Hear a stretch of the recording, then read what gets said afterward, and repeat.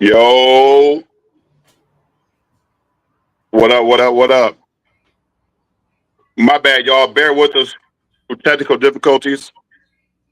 We had a lot of couple issues we had to handle real quick. So, welcome back to the Certified Pressure Podcast, hosted by GADA tonight. Shouts out to Crack. He wasn't available for tonight's podcast or whatever, so we doing a different avenue. We're gonna individually do podcasts also. We're gonna talk about things we particularly find interesting or whatever topics we feel like we want to discuss, right? So, in tonight's episode of Certified Pressure Podcast, this is my specialty. I like talking about stuff like this. I like going down rabbit holes, right? I like seeing alternative modes of thinking. If you don't know me, well, this is your introduction to it. I like seeing stuff that people don't necessarily pay attention to, right? That some people find untrue, some people may find false info, but there's always something there, right? There's always something there, like, and nobody really has a lane of if they saw something, if they seen some weird shit, if they experience something that's outside the normal range of experiences, right? So I mean, there are lanes. Don't get me wrong. There's channels and stuff you could talk to, but it's not really talked about as much as it should be talked about, in my personal opinion. So tonight we're gonna discuss a couple of different topics. Missing 401 is one of the main ones, right? And I'm not sure if you're hip to missing 401, but a brief rundown of it is that in the United States, there's been a lot of missing persons cases, right? And former detective known as David Paulides, however you want to pronounce it, did a series of books, documentaries, and TV shows, radio shows, starting way back in like the early 2010s about missing people and the astonishing cases that occurred. And so we're going to talk about that. We're also going to talk about, 9/11 conspiracies. I know, and it's like a lot of people are like, why you want to go back to 9/11? 9/11 happened 24 years ago, right? But in my personal opinion, 9/11 in itself is a landmark moment in history. It affected a lot of people's lives, not only in the United States, but worldwide as a result of 9/11, right? The resulting parts of 9/11, the wars, a lot of stuff went on, right? So we're gonna discuss that. That's a legendary conspiracy theory standpoint, right? And I live for this type of stuff. I find everything interesting when it comes to conspiracy. So we're going to start off with Missing 401. A brief rundown. I gave you the brief rundown on it, but I'll get more in depth with it for you. Okay, some of the key points is David Paulides started back in the day. David Paulides, who's the author and who is the main antagonist or the main protagonist, however you want to look at it, of this theory, started. Well, it started when he was a police detective, right? He was assigned a case. He was a police detective in Northern California, if I'm not mistaken. Don't quote me, but I think that's exactly where he was. So he was assigned a case of a missing girl, right, as a detective. He spent 20 years in law enforcement, too. So just to give you a background of his credentials. Family called into the police department, whatever, missing girl goes. Missing girl's been missing for about 2-3 days now. No communication, no contact, right? So he's assigned a case. He starts investigating the case. First thing he does is and it was a national park too. So that's the thing about David Paulides' work, is that a lot of these missing or disappearances come from national parks or forested areas, right? And there's literal thousands of these type of disappearances. So David Paulides goes to the national forest, where this girl went missing at. Part of his investigation processes are that you have to go to like where they possibly could have went So he went to the what he said was the beginning of the trail. It had like souvenir spots, you know what I'm saying, the Forest Rangers area, right? So I guess it was a store that he went into, and he ended up talking to the worker of the store at the cash register, asked her if she saw the girl and she had any communication, what day, what time was this, right? Doing normal policing activities.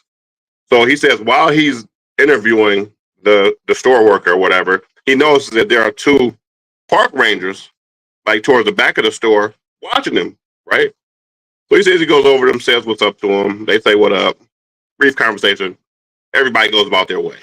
Later on that night, he goes back to his hotel because I guess the area he was in was a little distance away from his house. So, excuse me, he goes back to his hotel later on that night. Maybe an hour or two in, he gets a knock at his door. He's thinking like, "Yo, why is there someone knocking at my door at this time of night?" He says it's probably like 11, 12 o'clock at night, whatever. So he opens the door. It's the same two park rangers from earlier, right? And they was like, "Hey, you're the cop that was in the store earlier, right?" He's like, "Yeah, I'm the cop that was in the store. I'm doing an investigation on such and such and such." They say, "Yeah, we know. We'd like to come in and talk to you." So he allows them to come in.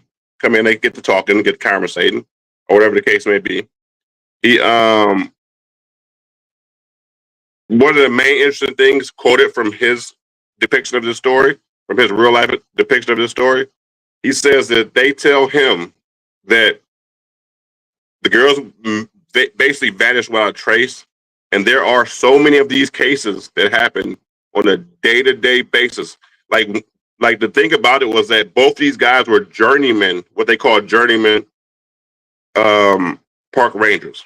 And what they mean by that is that they've been across the whole United States of America, basically for like one was like 20 years in, one was like 25 years in. They were older rangers, and they've basically been around the course of the United States of America, being park rangers for several different years at a time in different national parks. And basically, what they told them, to make a long story short, is that there are so many disappearances that happen year in and year out within national forests of people disappearing without a trace, and no one bats an eye at this type of stuff. No one even knows about it, right? For the most part, that it led David Paulides on a mission, basically. From that day forward, he started looking up cases of real life people, not made up, that disappear in national parks, forests. He did a book about them disappearing in the cities, and it's me having like a lot of prior knowledge about this subject matter because I've been listening to this for like 10 years now and reading on it and seeing videos on it, watching him talk about it. It's legitimately scary what people don't know about what actually goes on. So he goes on a basically,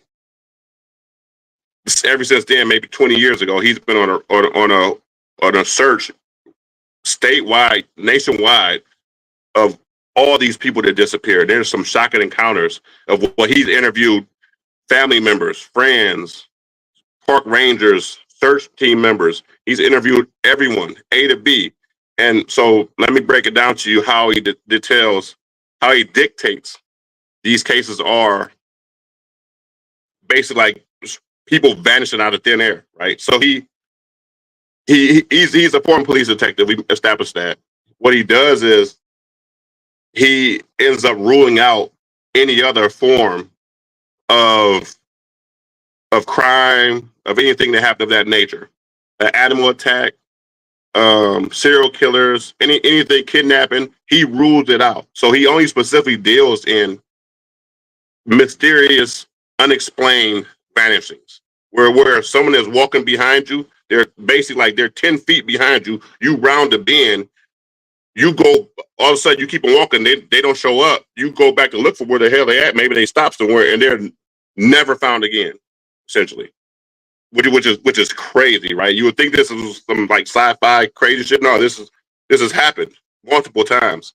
He's literally come up with hundreds of reports, thousands even reports of people who fit that exact same type of scenario that end up either A, never being found again, be found dead somewhere far away from where they were originally disappeared at, or C, in very rare cases, they're found alive, having no understanding of what occurred to them, right? Maybe the last 2 to 3 days, but they're still found away, huge distance away from where they were actually originally went missing at.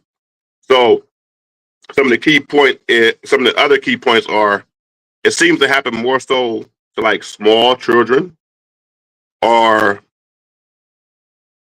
very old people, senior citizens, and sick people, or something's wrong with that person. From what he gathers is that it happens to those people more often than like normal healthy adults, right? Or healthy teenagers or whatever. It happens to small children, older people, senior citizens, and people that maybe have something wrong with them. The main group of body people are those characteristics. With that being said, it seems like, from what I understand, it seems like predatory behavior of some sort.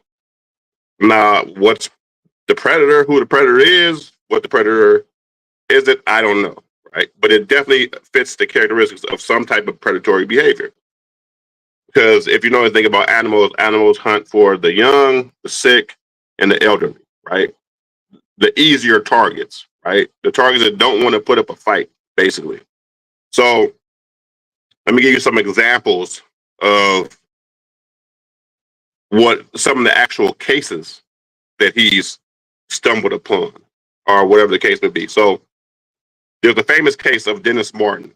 He was a small boy who was playing hide and seek in the Great Smoky Mountains, right? Like this, I think this occurred like back in the 60s, the 1960s, if I'm not mistaken. It's either the 60s or 70s. So there's interesting details to this case, and I've heard this case, and I always use this case as a standpoint or a foundational point of, this is just insane to even have happened, right? Because it doesn't make any sense. And it actually did a lot for search and rescue too, this particular case. So, excuse me. Dennis Martin, the Martin family was, I think they were consisted of maybe 2 to 3 kids, a wife, a husband. Boom, they were going to visit the Great Smoky Mountains. In the process of them going to visit the Great Smoky Mountains, they ran into another family at their campsite. Same last name, everything, right? They both had the same amount of kids. It was 2 to 3 kids. Funny coincidence that they had the same last name. They become, basically, over the first day they get there, they become real close, talking. They both basically decided to set up tents close to each other. Within that process, the kids started playing hide and seek. So Dennis Martin, the young boy, I think he was like 6 years old, max. I don't know his exact age, but he was somewhere around 6. So he ends up, full view of the father, everything, because the fathers are watching. They're basically just sitting on the park benches, maybe at the table. They're watching the kids play hide and seek. He sees Dennis Martin go off into like the tree line and goes to hide behind the tree, right? Boom. Game of hide and seek goes on maybe about 5 minutes. Little kids find everyone. The only person they didn't find was Dennis Martin. His father had just saw him 5 minutes prior to this go behind the tree in the tree line, right? So he knew where he was at. So the kids give up. They end up calling out for Dennis to come out behind the tree, right? Dennis never comes out behind the tree. Dennis Martin's father immediately goes to look for the kid. Unfortunately, sadly, Dennis Martin wasn't where his father had literally just saw him, right? Not 5 minutes prior to this. Dennis Martin's father alerts the rest of the family, oh, he's not here. He's not behind the tree. They end up panicking. Dennis Martin's father ends up taking a run down the path like calling out for his son, seeing where he's at. He runs maybe about a mile and a half down the path, looking for his son, never gets any response. The other people are trying to get in contact with the Rangers, saying they have a missing child, yada, yada, yada. Bada boom. Within 2 to 3 days, a park-wide search happens involving 1,400 search and rescue officers and people in general looking for Dennis Martin Jr. So sad to say, they never end up finding this child. Never find this child. Completely, basically disappears into thin air. Dogs, 1,400 search and rescue individuals trained in search and rescue. Normal people, the family. This kid literally, legitimately disappears off the face of the planet. To this day, no one knows what happened to Dennis Martin. No one knows. So let's get into some of the weird facts about this, right? So later on, after the search was, I think the search lasted for maybe like a week and a half max, if that. So somehow the government got involved. The FBI was involved. FBI officers, police officers were involved. I have no idea how the FBI got involved in this. I didn't know they were part of search for rescue situations. So what was quoted, I said,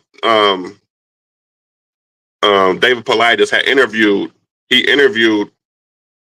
a family that said they saw something strange that same day. So later on so the Martins family were at the top of a mountain, right? In the Great Smoky Mountains. And the other family was down low towards the bottom of the mountain, right? And they were coming up to around the time when Dennis Martin first went disappeared. He disappeared, right? And this is quoted. This is quoted. This is what the secondary family, or the third family, said about what they saw. So I guess they were riding in the car to get up to their campsite, and their son was looking out the window. And the son, now take it as what you want, but the son was looking out the window, and he said, "Look, Dad, a bear," kind of like halfway up the mountain, right? So with that being said, the father looked to see the bear because they were there specifically to see bears and see wildlife. So he looked to see the bear, but he noticed something interesting about the bear. He said, as he's looking at the bear, he starts to realize that it doesn't really look like a bear, right? Because to him, these are his words, this recorded. He says it looked like it was running on 2 feet, right? And then, as like maybe within a minute of him watching this bear run on 2 feet across like a whole like clear pathway, he said he hears the loudest scream he's ever heard in his life, right? He says it's like a loud, almost like a woman dying, basically. He said he could tell it came from this, whatever was running across this field. And also another thing he mentioned within David Paulides, when he interviewed him, was that it looked like it was carrying something, right? And a big fact about this report that David Paulides got, it was never told to Dennis Martin's family until like maybe later on. And Dennis Martin, the senior, was extremely pissed off that he never got this information. So, another thing is the director who was directing this particular search and rescue operation from the FBI, he ended up committing suicide, right? For some strange reason. No one knows why. And we're not sure if it connects to the case or anything of that matter, but he ended up committing suicide within a certain amount of time period after this case was over with, right? We all know suicides, right? But at the end of the day, within that information, Dennis Martin's father was ridiculously outraged.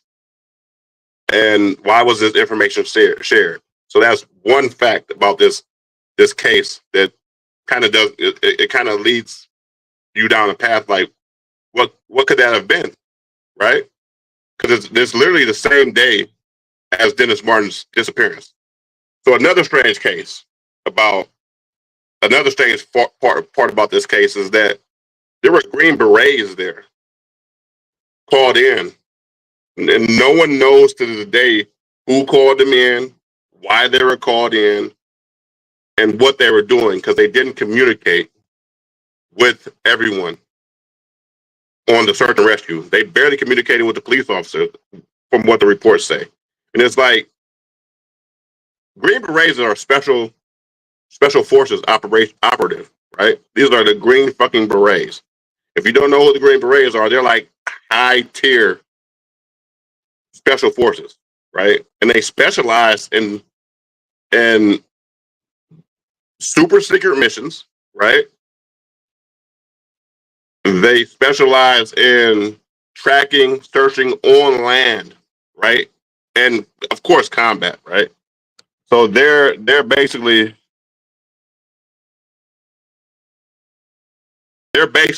really. Sorry, y'all, I had to check my text messages. They're basically really top level service, right? So it's not, you don't get a random call for the Green Berets to go on a missing person case. That, to me, that's out of the norm, and that's not just to me. In USA history, there's only been a few times they've been called for domestic situations. The high majority of Green Beret field work goes for overseas, like super secret missions, right? They're like damn near black ops here. So who made the call for Green Berets to come and assist in the search and rescue for a little boy? I maybe the father had, but the father even himself said he doesn't know where they came from. It doesn't make any sense for them to be there unless, the only time Green Berets have really been called in American history on national type of situations, it was been a super dangerous situation, right? What's super dangerous about a kid disappearing? So if you take that into consideration, it kind of makes you think along the lines of something completely different. Like, was something very dangerous happening at this point in time? Were they're good at tracking, they're good at combat, they're good at secret missions. The fact that they weren't talking to anyone, kind of suspicious. That you would think that a search and rescue operation would allow for communication, right, between the actual searchers. Oh, we already looked in that area. Let's look in this area. Oh, let's not look in this area anymore. Let's let them take over, right? See if they find something that we might have overlooked. No, they didn't even really communicate. To me, it makes up a case of just inferring there was something else going on here that the normal public wasn't privy to, right? Now, what that is, I don't know. What it possibly could be, I have a few theories, but I'm not going to put a theory out that out of respect for the group of people that were actually affected, that's out of character or out of range, so far out of range. But it's a lot of stuff that doesn't make sense about the Dennis Martin case. So make it what you want, think about it, go look it up. Actually, it's on the internet, 24/7, 365. Go type in Dennis Martin disappearance. Type in Davis Collider's thoughts on Dennis Martin. Anytime on Google, on YouTube, it's all on there, right? And these are factual, documented cases. This isn't something that people made up. Another case is Cullen Finnery, right? Now, Cullen Finnery was a D2 prospect who made the NFL at quarterback, right? It's important to note this. And this is my last example of what's in his books. So, the one thing about Cullen Finnery is he was, quote unquote, according to his coaches, like he broke all types of records in college. He actually made the NFL too, but he wasn't like he ended up being like a second string, third string quarterback, and never really got any stardom. But he was like a legendary college football quarterback, and he was like 6'5", 250 at quarterback, right? So one of the major things that coaches always said about Cullen Finnery was that he was never afraid of anything. Like, he would take the ball running as a quarterback, and instead of like sliding, he would look for the hit, basically. And the coach would be mad at him because he was so good they couldn't afford to lose him, right? So this is what was said about Cullen Finnery's mentality, right? So he was from Michigan originally. He went to high school in Michigan, was born and raised in Michigan, northern Michigan, or whatever case be. He was an avid fisherman. So he had like what is known as a honey hole, right? A spot in, if you know anything about northern Michigan, it's a lot of wooded areas in northern Michigan. A lot of lakes, a lot of wooded areas, a lot of wildlife. So he goes to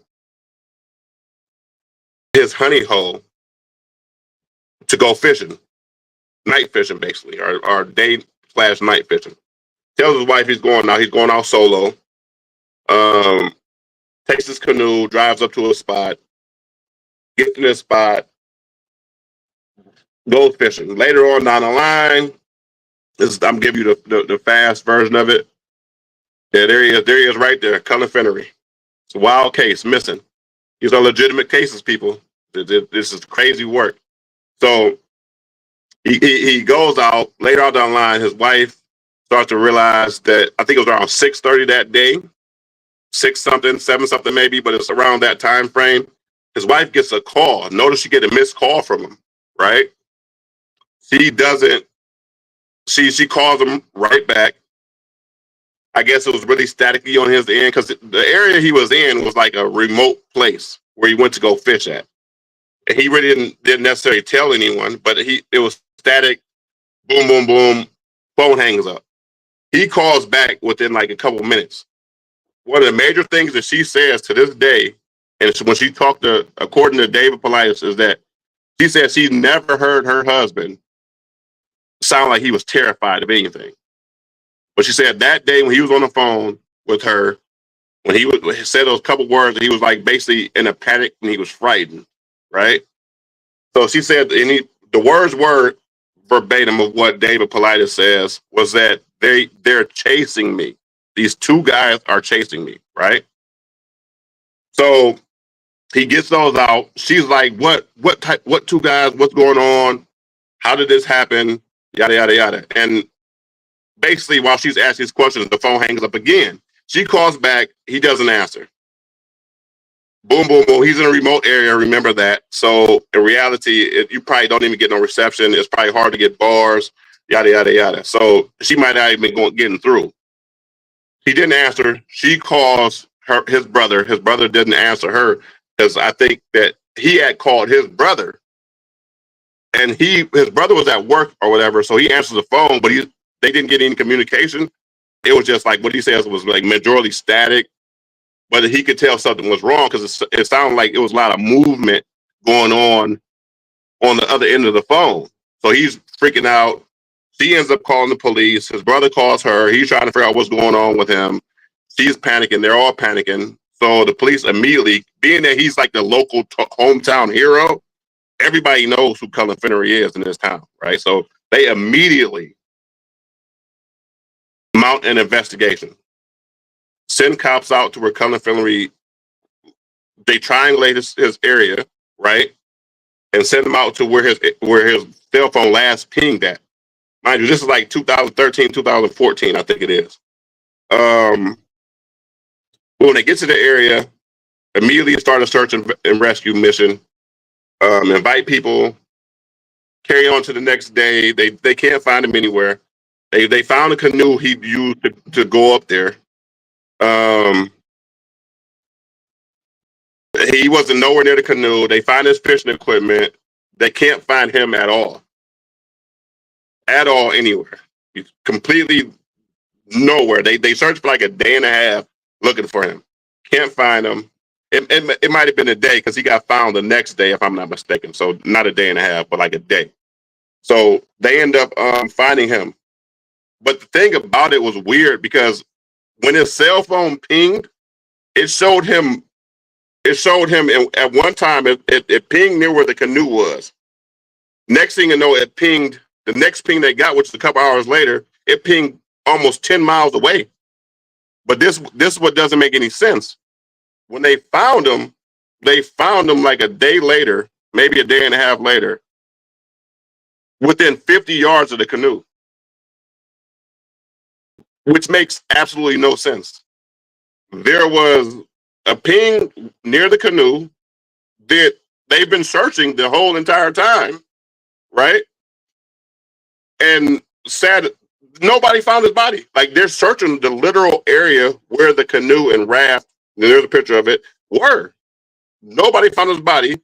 Overnight, somehow, like the next morning, when they first came up upon the area where he first went disappearing, or when they came back to look again, because they had went away for like the night or something, or like maybe a couple hours. Everybody was tired, so they went away. When they come back, they find his body like hidden. Like the way they described it was like it was hidden. Like somebody placed him on the side of the path there, like underneath some bushes, right? So it makes no sense that his phone pinged 10 miles away for a second. Then they find his body right where they've already looked for hours. It's mind boggling. And of course, he's dead, right? He's passed away somehow. At that point in time, they didn't know, or they didn't have any description of why he passed away. So, David Politis had interviewed the brother of Cullen Finnery, and his brother was part of the search team. So his brother, what his brother said was really interesting. He said his Cullen Finnery had on like waders. You know, waders, the boots that fishermen wear that come up to like their chest, or maybe come up to their mid area, their belt area, and they got the suspenders that come over to keep them up. So he said he had on waders or whatever. So obviously he was mainly like fishing inside the area. Maybe he was like fishing on the inside the water too, like fly fishing basically. So he said the thing about it was Cullen Finnery was face down off the trail. So when he was found face down. He said his brother said he could see the waders, like waders crisscrossed in the back. He said when he saw the back of the waders, it almost looked like someone had grabbed him from the back, because he said it looked like the back of the suspenders were like twisted up and garbled up, like balled up, like something or someone was grabbing him from the back, right? I mean, me thinking about it and me like put it into realistic format, who or what is grabbing a 6'5", 250-pound person that he will be completely terrified of, right? Because according to his wife, he sounded like he was frantic, like he was scary, right? And if this information is absolutely true, who would grab a guy who's basically been fearless? He's a fucking football player, right?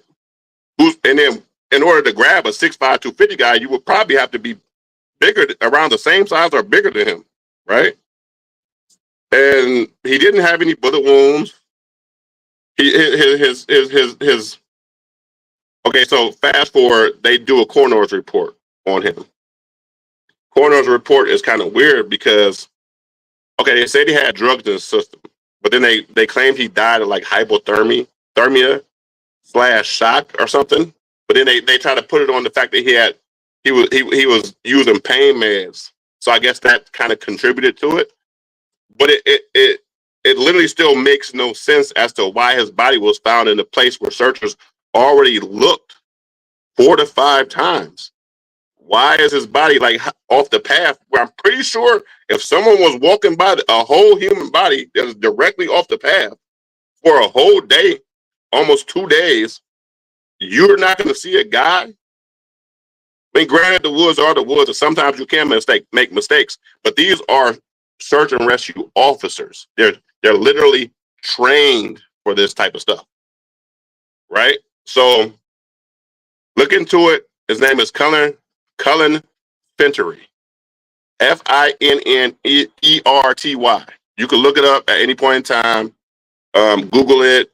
David Politis talks about it. This is a real life case that actually happened back in 2013, 2014, and almost made national news.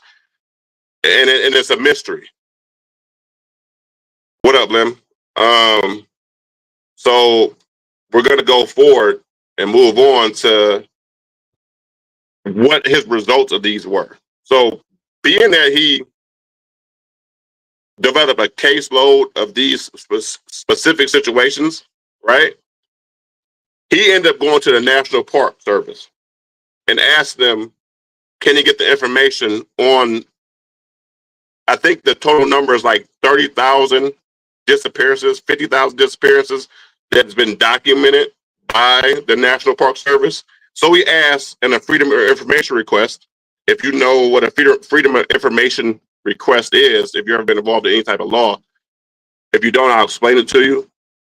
A Freedom of Information Act or request is something you can ask as the public to a government agency or official to give you the details of a certain subject matter, right? Like I can go to the FBI and ask them and file a Freedom of Information Act on Martin Luther King's death, right? And get all their information because they work for us. So they're supposed to give us the Freedom of Information Act, right? So the United States Park Service is also a federal agency that incapacitates all 50 states. So he went to them and asked them for a detailed report. Strange thing about this is they have refused and basically haven't been very cooperative in giving him this report. And when he first asked for it, he said that the United States Park Service said no. Second time, he said they said no. He said he's been very consistent with it, though, to get those 30 to 50,000 people that have went missing in the national parks. So the third time he went, he said, okay, well, we'll give it to you, but you will have to pay for it. Mind you, this should be a free service. And I think they said it was something upwards of the tune of like 1.5 million that he would have to pay to get that information, which is, I guess, on their behalf. They're trying to say that there's a lot of man hours that comes to like writing that report, finding the documents. So I guess they're trying to get them. They're saying that with all that combined, you're going to have to give us a lot of money to do that, right? Because we're going to have to pay for it. But it's literally their responsibility. And it sounds like you're gatekeeping these documents, if it's, in my opinion. Like, how is it not being talked about in the United States of America that if you go into a national park or a forest system, you have a chance of fucking disappearing off the face of the fucking planet and nobody finding you again? Wouldn't that be kind of like a breach of trust? Like, you know about this, national parks. Why aren't we being told this as the public, right? Why are we not being told that 30 to 50,000 people have literally disappeared doing a normal act of walking through the woods without a trace? No one knows where the fuck these people went.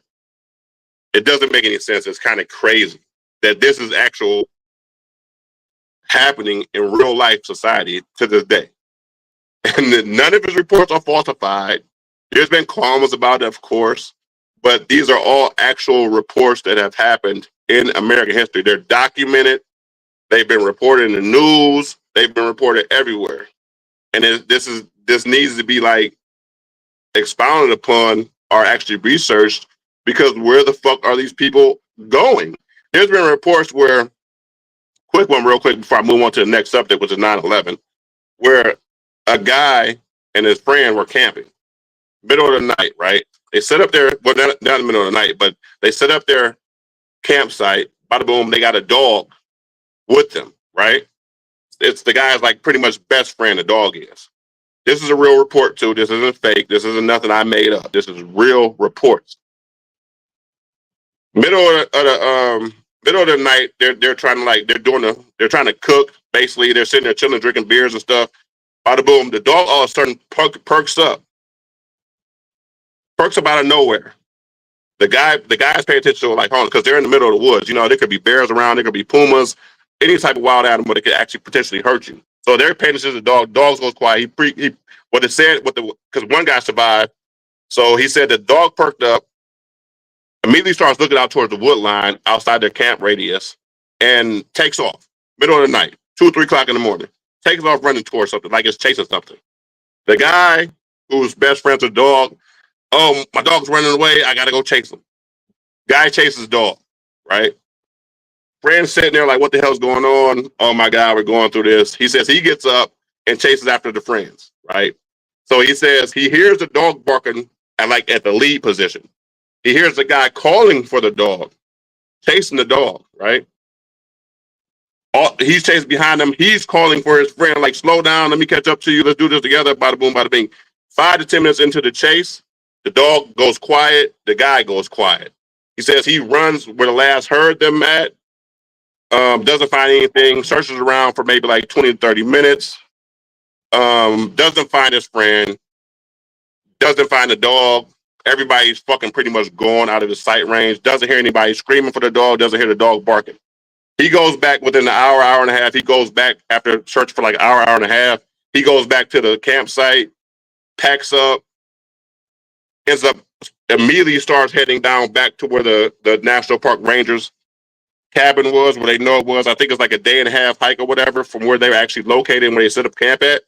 Gets there, says, tells the park rangers what happened. Park rangers eventually end up mounting a search for the guy. Go to the campsite, gets directed to the campsite. This all happened in a span of maybe 4 to 5 days. Boom, don't find a dude. Search. Can't find him or the dog. Both seem like they disappeared. 2 or 3 days, maybe 4 to 5 days after the majority of searchers stopped searching, they decided to bring in a helicopter, right? Because they were on basically on the side of a mountain, they said. They bring in a helicopter. Mind you, this is factual facts. It's located in David Paulides' books. They said they brought a helicopter for maybe like a couple hours, and they were like scanning like the mountainside or whatever. Helicopter goes up the mountainside. They say it around the range of like maybe 4,000 to 5,000 feet up, maybe a little more. I'm not really completely sure on it, but on a distance that is crazy high. They saw in an alcove a flash of color. So they pull up on it in the helicopter, and guess what they find? 4,000 to 5,000 feet up, between 3,000 and 5,000 feet up. It's the guy's body. The guy that just went missing a couple nights ago is in an alcove on the side of the mountain, 3,000 to 5,000 feet up. Now, mind you, strange detail of this case is the guy didn't have on any shoes because the dog took off and they were basically sitting there relaxing, chilling, and the guy didn't have on any shoes. The guy didn't have any climbing equipment, nothing. Didn't have a flashlight or anything. So you mean to tell me this guy disappears? They search for him for a couple of days and they find him 4,000 to 5,000 feet up on a mountain with no shoes, no flashlight, no climbing equipment. How the fuck did he get up to this alcove on the side of a mountain? This doesn't make any sense. If I was climbing a mountain 4,000 to 5,000 feet up, I wouldn't be doing it barefoot, and I damn sure wouldn't be doing it in the middle of the night. So, I mean, it's left up to, it's an open-ended discussion at the end of the day. It's like, what truly happened to that guy? No one knows. By the way, a week and a half later, the dog was found maybe 10 miles away at like a rest stop area for like all the people that come in the national forest or like camping and stuff. The dog was actually found maybe like a week and a half later, and it was like malnutrition. It didn't have any like signs, but what was it chasing? It didn't have any signs like abuse. It's funny because like whatever the dog was chasing seemed like it caught the guy, right? But I mean, call it what you want to. This actually is a real life story. I forgot the guy's name, but it's in the David Paulides books. He details it, and it literally doesn't make any sense to be found 4,000 to 5,000 feet up after you're chasing after your dog and disappearing somehow. What would you think happened here? What would be your synopsis of those type of events? Okay, so it's been 45 minutes in talking about this. Look it up, though. Give it a chance. I'm gonna switch subjects real quick, and I'm gonna go on to this 9/11. Good Lord. So let me bring up my notes real quick. Give me 2 seconds. Bud, you want to say anything? No, do your thing. Do your thing. All right, bet. All right, so I'm about to talk about this 9/11. But at the end of the day, look up David Paulides, Missing 411. He has over not over, but he has 10 books dedicated to this. 10 whole books where he details hundreds to thousands of cases about missing people under strange circumstances, which makes people just disappearing pretty much right in front of your fucking eyes and never being found again. Crazy work. So we're going to move forward to the 9/11 conspiracy. I'm pretty sure everybody's heard about 9/11. We all have heard what's the best way to put it? We've all heard the conspiracies. We've all heard what supposedly have occurred. So, but I'm here to tell you, I don't know why my shit is not opening up. Hold on real quick. But I'm not sure if you guys have heard everything. And also what I want to talk about is the fact that this is the reason why I want to bring it up is because this is like a landmark point of contention of history. This is pretty much like I said before in the beginning, had a profound effect on governments, had a profound effect on America at large, national security, dealings with Middle Eastern powers that be, terrorism. This has had a profound effect on it at all points of times. And this is the key turning point, in my personal opinion, of what led to the current state of America. So with that being said, let's get into it. 9/11 was a terrorist attack. It's quoted as a terrorist attack on America, on American soil, perpetrated by Osama bin Laden and the terrorist group Al-Qaeda. Happened 9/11 2001. I happened to be actually in New York school, not New York City, but New York State. So this had it was a point in time where I'll never forget it, right? So it happened early in the morning on my way to school, actually. It was my first year of college. I was on my way to school. Crazy work, right? So the key points I like to address within this particular situation is, like, to me, none of the shit about what was told about 9/11 make any fucking sense to me. I'm sorry. It just doesn't make any sense. I will start off with the very first thing, and that's the 9/11 official report. And this is what kind of led me down this type of rabbit hole when it comes to 9/11. The 9/11 official report states that the reason why they knew, this is an official report, documented, bro, the official fucking report. The reason why they knew who the terrorists were that perpetrated this act was because they found an ID 2-3 blocks away from the actual incident of one of the perpetrators' identity. Now listen to me here, bro. Just kind of like, I've heard of stories before, but this is outstandingly amazing for you, if you're of any free thinking individualistic aspect, for you to go for anything like this. This is crazy, nigga. What do you mean you found an ID? We just saw these 2 planes knock down 2 whole buildings, and you mean to tell me when human skeletons didn't survive these buildings collapsing, somehow ID, a passport to survive this shit? What the fuck was that passport made of, my boy? What was it, titanium, nigga? What? What did he do? He dropped out the plane right before it crashed? Boy, how did the ID get 2 blocks away out of all this rubble? How did it survive this, bro? Come on, bro. I know bullshit when I hear bullshit, and you're trying to tell me there's a logical explanation for an ID to be found a couple blocks away, and that's how they located who the terrorists were.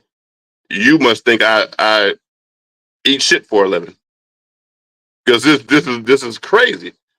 Okay, so boom, they found the ID, leads them to believe that crazy work, that this is the guys that perpetrated the crime were part of Al Qaeda terrorist group connected to Osama bin Laden. Let's bring up the interesting facts about 9/11 that kind of like signify more so of a, but this wasn't perpetrated by those guys. The owner of the 9/11, the Twin Towers at that point in time his name was Larry Silverstein, right? He had just purchased the towers, not too long before the actual terrorist attack. What he did was he took an insurance policy out on the towers, which kind of was like the first of its kind. Because within the insurance policy, there was a special clause about terroristic attacks, specifically planes crashing into buildings. Which, why would you do that? I mean, what's going on here? There's pretty much never been an attack on American soil up until this point, right? As a result of that, when the towers were actually attacked, shortly after he bought them, and the key thing about it also is that the towers were a bad investment. It's well known that the Twin Towers were a bad investment because they had asbestos from the ground floor to the top floor. And basically, pretty much for them to be profitable, you would have to gut those whole buildings out and remove the asbestos, right? Which is, if you know anything about anything, asbestos removal is ridiculously hard, right? So it's like that would be a task within the two of the biggest buildings on planet Earth that will be massively wealth consuming and time consuming. So that's a bad investment at the end of the day. It's not going to be to have that building up to code would not be any by any means a smart investment. But he just bought them though, right? So I don't know why, because you have to get it inspected prior to purchase. But he still decided to purchase it, right? That any house, any building, it has to be inspected. But he purchased them. He puts an insurance claim on them for basically a terroristic insurance claim to protect them from any terroristic threats abroad, because that's usually not covered in any insurance claims up until that point in time. So he profits through the destruction of the Twin Towers. He profited anywhere from $1 to $4 billion off insurance policies because the terrorists basically destroyed the building. Well, not basically, but destroyed the building. So he profited. This is all profit, $1 to $4 billion from those two towers going down. It motherfuckers, my insurance, if I get a claim within a month of insurance, right? They argue me about $200 about paying out, bro. So, I mean, somebody, the insurance company just willingly forks over $1 billion. That's crazy work. Why were they on his ass to make him prove that this happened? It doesn't make any sense. He got paid out. Though. Ridiculous. That's number one for mysterious circumstance of event. Well, that's number two for mysterious circumstance events. ID Larry Silverstein. Oh, and by the way, he was known as a person who never misses work. That morning, because he didn't go to the 9/11. He will go to 9/11 every day to conduct business and have a coffee, do regular things like a business owner would. He would go. He was known for going every day. When asked why he didn't go that day, particularly because he didn't show up that day, he said he had a dermatologist appointment. His wife couldn't make him miss. Couldn't let him miss. Man, bro. Once again, I know shit when I hear shit. So you had a dermatologist appointment that morning, and albeit you've never missed a day before that. Oh, okay, buddy. Okay, whatever, my guy. If you expect us to run with that, any common sense person to run with that. Yeah, no, it sounds like you knew it was about to happen in some way, shape, or form, or you got a warning to not be there. You feel me? Oh, and by the way, he's Jewish. So let's go on to the second fact. The third fact of the day. ID Mary Silverstein. 50 coincidences. And I'm not a guy that believes in coincidence. The third part is, I don't know if you heard of it, but it's called the Dancing Israelites or Israelis, however you want to pronounce it. So a lady hearing the reports of, and I can actually show you the video. A lady who was hearing the reports of the World Trade Centers are getting attacked happens to look out her window. She was like in Jersey or somewhere like Midtown Manhattan, somewhere, right? Oh no, because the Trade Center is not far from Midtown Manhattan, but she was somewhere like across the river. I think it may have been Jersey, but she was looking out her window with binoculars. All of a sudden, she sees five guys pull up in a van, go up a building, and get on the roof. And to her exact words were they were recording this events happening, right?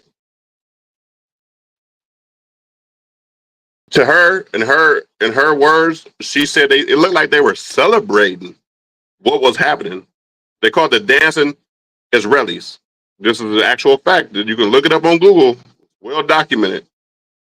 They were there on top of the building, adjacent to her building, dancing and with a video camera recording what was going on, right? She calls the police. This is what makes it even more interesting. She calls the police get in contact with the FBI, the FBI pulls up, the FBI arrests these five guys. This is documented, bro. This is fucking documented. The five guys are found to have ties to Mossad and Israel, right? Two of the five guys are found to have ties to Mossad and Israel. All five of them were Israelis, right? So they held them for like 3 to 5 months. I'm not really sure how long. Then they released them. The guy who oversaw their capture and their detention, well, guess what? He had ties to Israel. He was an Israeli sympathizer, Zionist type of guy. He deports them. He gets them deported back to Israel. Now, let me get this straight here. Let me get this straight. Israeli foreigners who were supposedly working for another Israeli there, supposedly working for like a cleaning service or something, are on top of a building with a camera recording 9/11 happening and dancing and celebrating. And hold on, Kevin. I'm gonna respond to that. Let me just get this final thought out.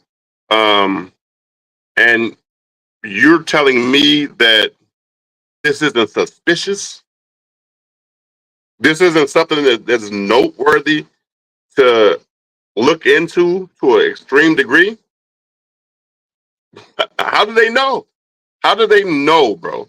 Okay, so Cabin said, Cynthia Cabin said, there were 430 companies within the towers, including law firms, libraries, including, you said law firms twice, federal and state agencies, and so on. The Journal of Commerce was one of the libraries.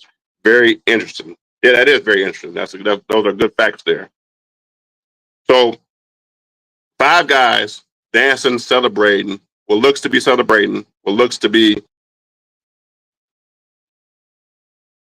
yeah, you did say law firms twice, what looks to be recording the actual act of the 9/11. That's not suspicious. Let's just deport them. That's not trying for any crimes. Let's just deport them, right? So after they were sent back to their countries, they actually went on national television in Israel. Well documented. These five guys together went on national television in Israel. And when asked why they were there, they said they were there to document the events of 9/11. Wait, wait, wait. What? National Israeli television. These five guys said they were there to document the 9/11 destruction. That clearly means that you have a prior knowledge of the situation. Now, those are three interesting topics or subject matters that to me make no sense.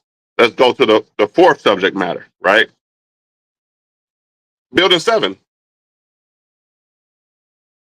Building 7 was never hit by any plane. Building 7 was somehow mysteriously blocks away on fire. Building 7 collapses. Okay. I can drop the link if you want me to drop the link.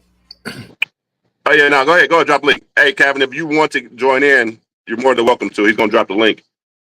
Building 7 collapses mysteriously. Oh, that's wild work. So randomly mysterious, but it comes to a conclusion, right? Just keep it in mind, right? Comes to a conclusion where I'm going to introduce at the end of this, I guess, dissertation. Let's go further.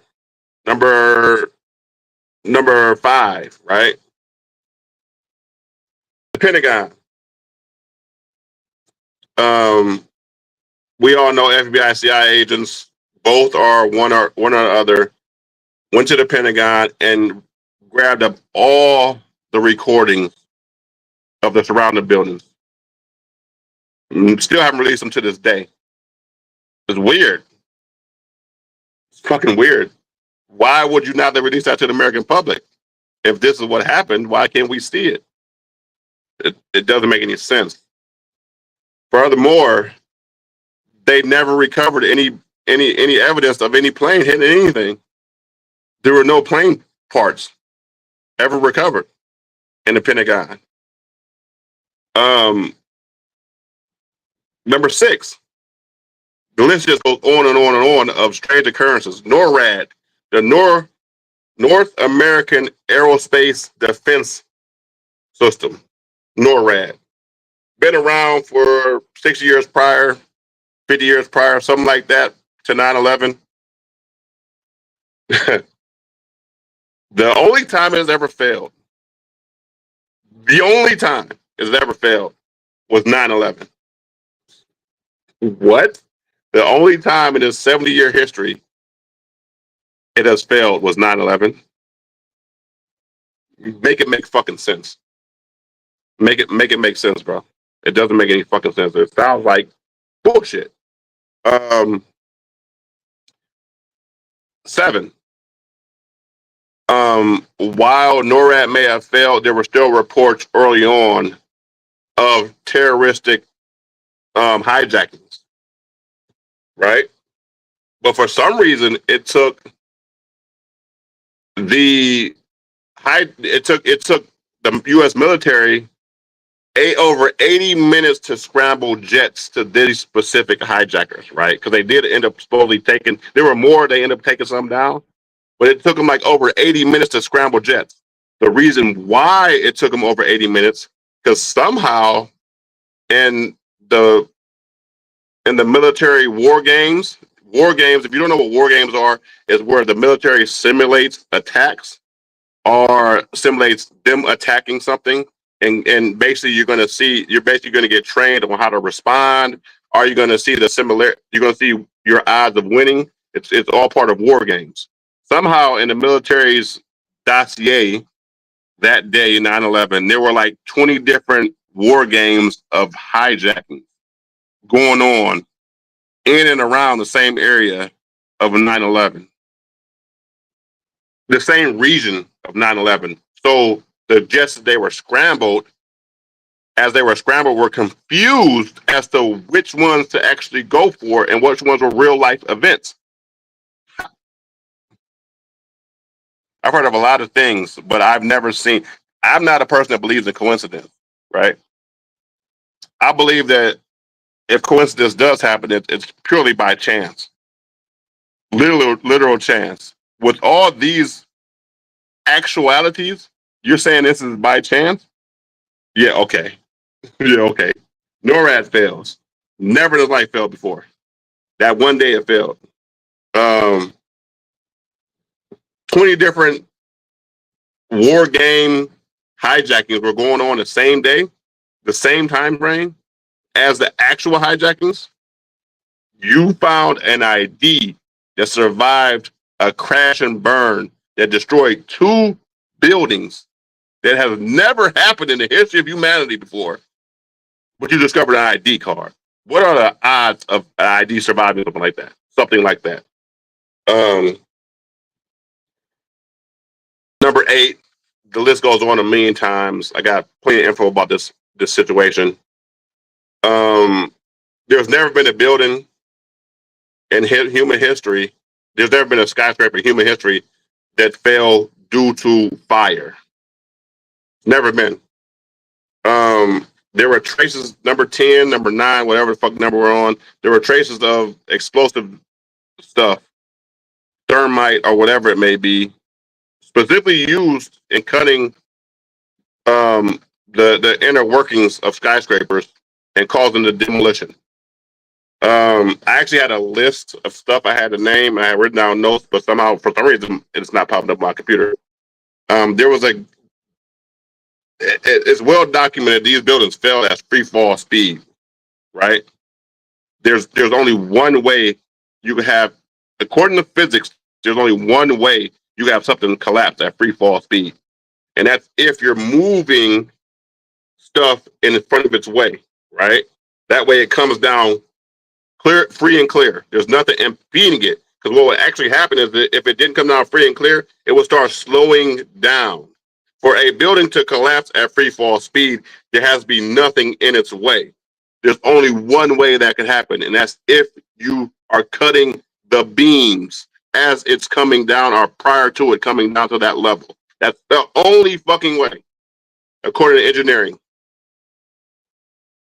So 3 towers collapsed at free fall speed. What does that tell you? There's plenty of evidence if you watch the videos of the World Trade Center collapsing. There were windows blowing out on film, not where the actual incident was happening at, prior to the actual collapse. What are those explosions? There are eyewitness reports of people who survived those collapses that said they heard explosions prior and after the plane went into the building, exploded into the building. It legitimately makes any sense. And let me get back to World Trade Center 7 because I'm gonna correlate why this clearly indicates this was a massive project, and this happened with years of planning. So Building 7, if you don't know, had an area, right? And it was the FBI building. There was a lot of different agencies involved in it, but it was either FBI building or it was a state of New York building. But Rudy Giuliani had what they called the bunker built into Building 7. So basically, it was a high technology advanced floor that was like basically shielded and like FBI used them for high profile missions, a lot of stuff where even bombs wouldn't destroy that area, right? It's called, you can look it up, it's called the bunker. It was located at World Trade Center 7, right? So you ask yourself, why do they destroy Building 7, right? Why do whoever did this destroy Building 7? Clearly, normal situations like, oh, it was for no reason. I just randomly did this type shit. No, it was definitely for a reason. If you know anything about controlled demolitions, whoever controls this demolition has to be somewhere in the vicinity of the actual place that's going down, right? So let's put this information together. The theory is that whoever did the demolition of the 2 towers were in World Trade Center 7, in this place called the bunker, right? And they were close enough to control the demolition, press the button, so to speak. And then after they were done, within World Trade Center 7. They ended up destroying the evidence that they even were there and destroyed Building 7 too. So that's why Building 7, according to theories, is very important, right? Because under normal circumstances, and also another thing about Building 7 was never mentioned in the official 9/11 report conducted by the United States government. Why isn't Building 7 in the report? Was that part of it? Oh, another thing is Donald Rumsfeld. look at his history. Look at suspicious characters. Look at Donald Rumsfeld history. Donald Rumsfeld, who was the president of the United States, who was the vice president of the United States, of course, next to George Bush, when interviewed by the 9/11 Commission, they would not go in individually under any circumstances, which was weird because, like, why does he need him when he's having to do an interrogation? Basically, it was unprecedented. They never went in alone. They always went in together. Was one of them a handler, making sure the other one didn't say the wrong things? You never know. There's stuff once put under a microscope don't really make any sense. We know that, and this is a different type of situation, but we know that Jeffrey Epstein had artwork that depicted the 9/11 towers. Jeffrey Epstein had artwork that depicted Bill Clinton in a blue dress. But I will say that, and also Jeffrey Epstein, according to some theories, was an Israeli spy linked to Mossad, right? It's getting real interesting now. So let me conclude this because we've been going for about an hour and 15 minutes. So I'm gonna conclude. I'm gonna wrap it up. I'm not gonna bore you guys to death. But the last part that I like to make clear: when you look at the scope of what happened with 9/11, and I'm sorry. There's one more aspect of 9/11 I would like to discuss, and that is Osama bin Laden, right? So Osama bin Laden, for maybe those people that are younger that don't know, was an Afghanistan freedom fighter, so to speak. Fought against Russia when Afghanistan was looking for independence as in the 70s and 80s. Labeled as a terrorist by American Republic. And the number one terrorist in the world, the leader of Al Qaeda, supposedly conducted the attacks on 9/11, right? There's interesting theories about bin Laden that exist if you really know how to look for him. One thing about Laden that's always been said, as far as I know, is that bin Laden had people that looked just like him posing as body doubles. Remember that. Bin Laden's family supposedly had ties to the CIA. During 9/11, bin Laden's family were located in Virginia. Some of his family were in Virginia. A lot of people don't know that. The CIA supposedly funded the bin Laden family against Russia back in the 70s when the Afghan-Russian war took place. Bin Laden families were pretty much like royalty in Afghanistan, right? Supposedly CIA trained some of bin Laden's soldiers. This is not necessarily verified. Take it as you want to, but at the end of the day, this is always what's been around this particular situation with bin Laden. Things that don't make any sense. There was a Pakistani president, well, not president, but prime minister, and back in 2007. I don't know if you guys were, it was a female, and it was first time in Pakistani prime minister history that a female was elected prime minister, which was shocking news. Her name began with a B. Let me look it up. Let me look it up real quick. I can tell you. 2 seconds. So I personally saw this video because I've always been interested. Like 20 years now, I've always been interested in this 9/11 shit. Her name began with a B. But she actually, the interesting fact about her was that she was murdered. She was assassinated in 2007. And oh, it gets deep. It gets really deep, right? But okay, you could write off her assassination as like something that happens over in the Middle East, right? But it was weird because everybody loved her. Everybody from her country loved her. That's how she ended up becoming the prime minister of Pakistan. Benazir Bhutto. Benazir Bhutto is her name. Benazir. Benazir Bhutto. Bhutto. Very first prime minister, female prime minister of Pakistan. Literally got killed in 2007. The month before she got killed, bro, this is an interesting fact. The month before she got killed, she went on national media, right? And said these, if I remember correctly, these are the exact words. I remember what she said, but these are the exact words. I mean, these are somewhere close to the exact words that were stated. I don't know why America is looking for Osama bin Laden. Because at this point in time, 2007, the war, the terrorist war we were in was well underway, and we were already looking for Osama bin Laden. And I can't find it anywhere on the American internet now, but I saw this video. I saw her actually speaking about it years ago. She said verbatim that her personal associate had already killed Osama bin Laden.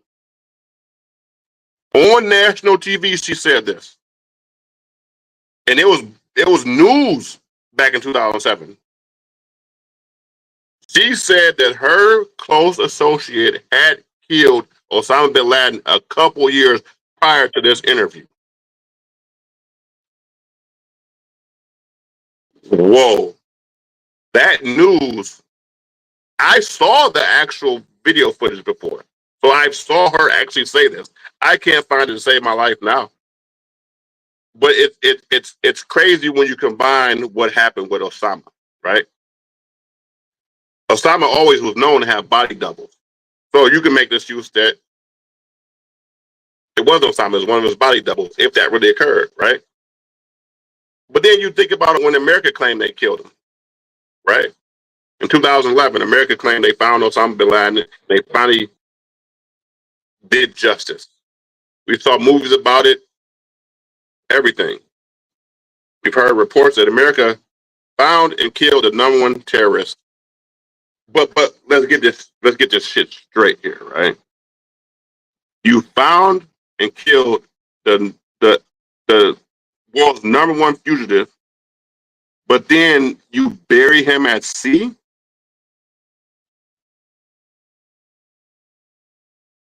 But back in 2007, Benazir Bhutto said that she knows for a fact that Osama bin Laden was killed because it was her close associate that killed Osama bin Laden.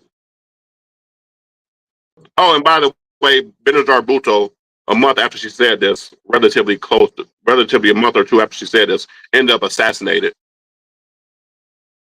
A month after she went on live TV and said this, she ended up assassinated.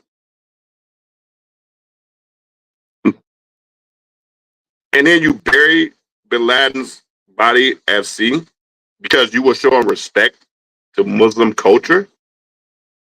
That's our Islamic culture or whatever it is. I'm not really sure. That happens in Afghanistan. So you mean to tell me, right? A person that you quote murdered 3,000 Americans who you've been on a day-to-day manhunt for the last 10 years, right? The number one suspect.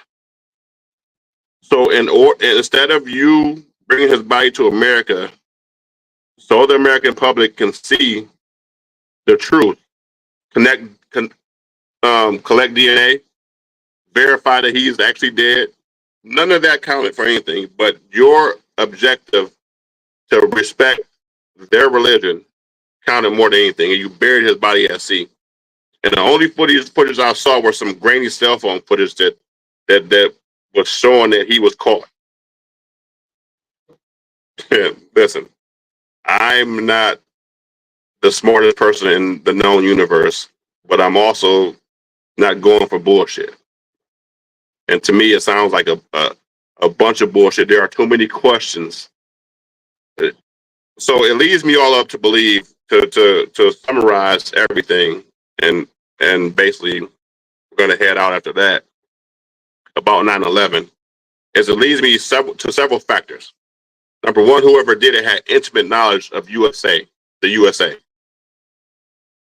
For you to tell me that Afghanistan was basically been just now since like 1970s and 1980s, just now getting like any type of tech, any type of knowledge of American inner workings, had the capabilities to do this, led by Osama bin Laden.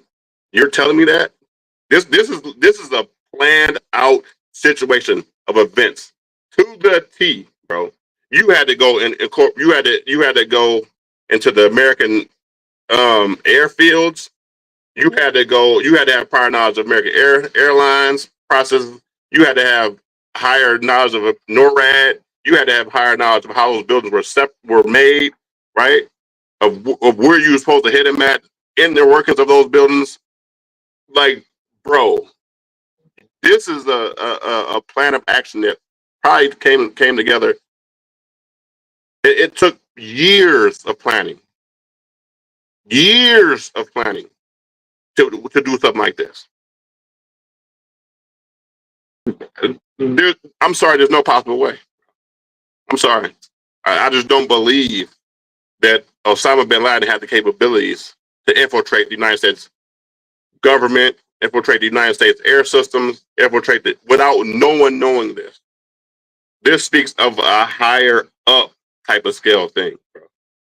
And if you think that niggas gonna believe that an ID was found and it dictated that, oh, we automatically know who did this because they were part of Al Qaeda.